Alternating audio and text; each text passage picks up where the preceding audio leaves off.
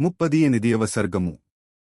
సుగ్రీవుడు లక్ష్మణునితో గూడి ప్రస్రవణగిరికి చేరి, శ్రీరాముని దర్శించుట, సీతాదేవిని అన్వేషించుటకై పూనుకొనుము అని ఆ రఘురాముడు సుగ్రీవుని కోరుట, ఈ కార్యనిమిత్తమై వేర్వేరు పర్వత ప్రాంతముల నుండి కోట్ల కొలది వానరవీరులు ఇక్కడికి వచ్చుచు దారిలో ఉన్నారు అని ఆ వానరరాజు శ్రీరామునకు తెలుపుట. సుగ్రీవుడు వానరప్రముఖులు సమర్పించిన కానుకలను స్వీకరించెను. ఆ దూతలకు కృతజ్ఞతలను తెలిపిన పిమ్మట వారినందరినీ పంపివైచెను. తాము వెళ్లిన కార్యములను సాధించుకుని తిరిగివచ్చిన ఆ వానరప్రముఖులను పంపివేసిన పిమ్మట సుగ్రీవుడు తానను మహాబలశాలియైన శ్రీరాముడును కృతార్థత చెందినట్లు భావించెను. అంతట సమస్త వానరులలో ప్రముఖుడు, మిక్కిలి బలశాలియు అయిన సుగ్రీవునకు సంతోషమును గూర్చుచు లక్ష్మణుడు సవినయముగా, ఓ సౌమ్యుడా! సముచితమని భావించినచో వెంటనే కిష్కింధ నుండి శ్రీరామునికడకు బయలుదేరుము అని నుడివెను. ఆ లక్ష్మణస్వామి పలికిన చక్కని మాటలను విని సుగ్రీవుడు ఎంతయు సంతుష్టుడై మరల ఆయనతో ఇట్లు వచించెను.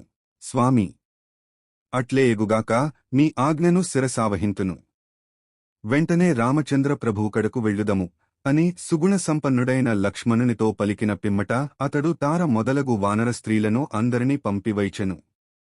అనంతరము సుగ్రీవుడు, మీరందరును ఇక్కడికి చేరండి అని ముఖ్యులైన వానరులను బిగ్గరగా పిలిచెను. ఆయన మాటలను వినిన వెంటనే వారందరును విచ్చేసిరి.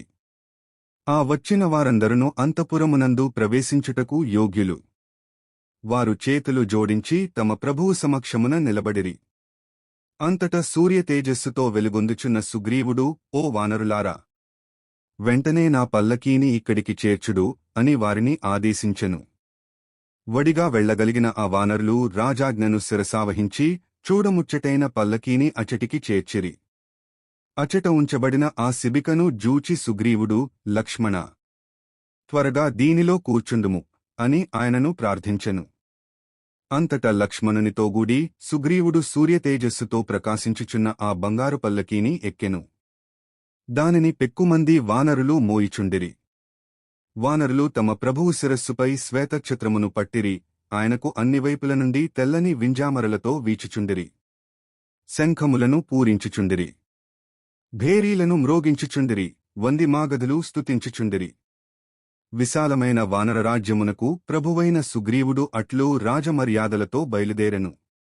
వందల కొలది వానరులు వాడియైన శస్త్రములను చేబూని ఆయన చుట్టను చేరి నడచుచుండిరి. ఆ విధముగా అతడు శ్రీరాముడు ఉన్న ప్రస్రవణగిరికి సాగిపోవుచుండెను.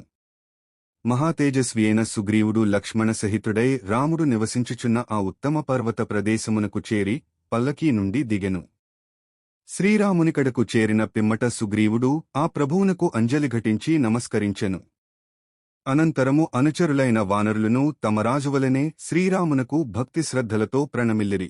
ముగ్గదొడిగిన పద్మములుగల సరస్సువలె విలసిల్లుచున్న ఆ మహావానర సైన్యమును జూచి శ్రీరాముడు సుగ్రీవుని ఎడ ప్రసన్నుడాయెను.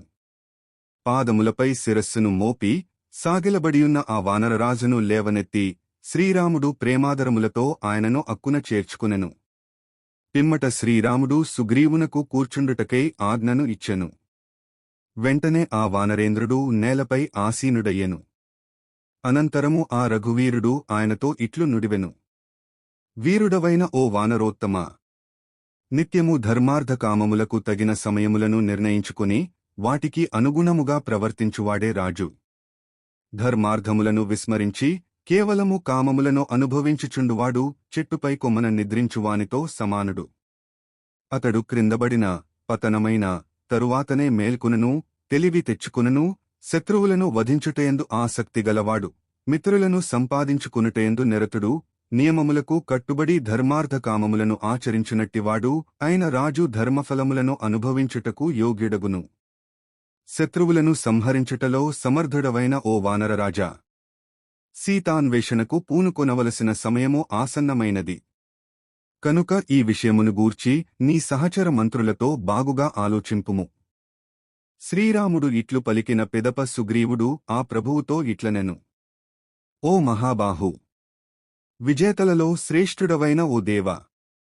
మీతో చెలిమి ఏర్పడకముందు నేను వానరరాజ్యమును, సంపదలను, కీర్తి ప్రతిష్టలను పోగొట్టుకుని ఉంటిని. మీ అనుగ్రహము వలను మీ తమ్ముని తోడ్పాటుచేతను వాటినన్నింటినీ మరల శాశ్వతముగా పొందితిని. మేలు చేసిన వారికి ప్రత్యుపకారము చేయనివాడు అధర్మపరుడు, మానవాధముడు. ఓ శత్రుసూదన! వందల కొలదిగాగల ఈ వానర ప్రముఖులు భూమండలమునగల బలశాలులైన వానరులకు అందరికిని రాజాజ్ఞను తెలిపి వారిని ఆహ్వానించి వచ్చిరి. ఓ రఘువీరా! చూచుటకు భయంకరముగానన భల్లూక వీరులు, కొండముచ్చులు, దేవగంధర్వులంశలతో జన్మించిన వానరులు తమ తమ సైన్యములతో గూడినవారై ఇచటికి వచ్చుచు దారిలో ఉన్నారు. వీరు అందరును మహారణ్యములను, వనదుర్గములను బాగుగా ఎరిగినవారు. మనయెడ శ్రద్ధాసక్తులు గలవారు, కామరూపులు. ఓ పరంతపా! ఒకరి వెంట 100 మంది, మరియొకరి వెంట 1,00,000 మంది, ఇంకొకరి వెంట 1,000,000 మంది, మరియొకరి వెంట 10,000 మంది వానర సైనికులు గలరు. ఈ విధముగా ఒక్కొక్కరి వెంట ఇంకను శంకువు, అర్బుదము, మధ్యము, అంతము, సముద్రము, పరార్ధము అను సంఖ్యలలో ఈ సంఖ్యా విషయములు జ్యోతిశ్శాస్త్రమునందు ఇట్లు పేర్కొనబడినవి.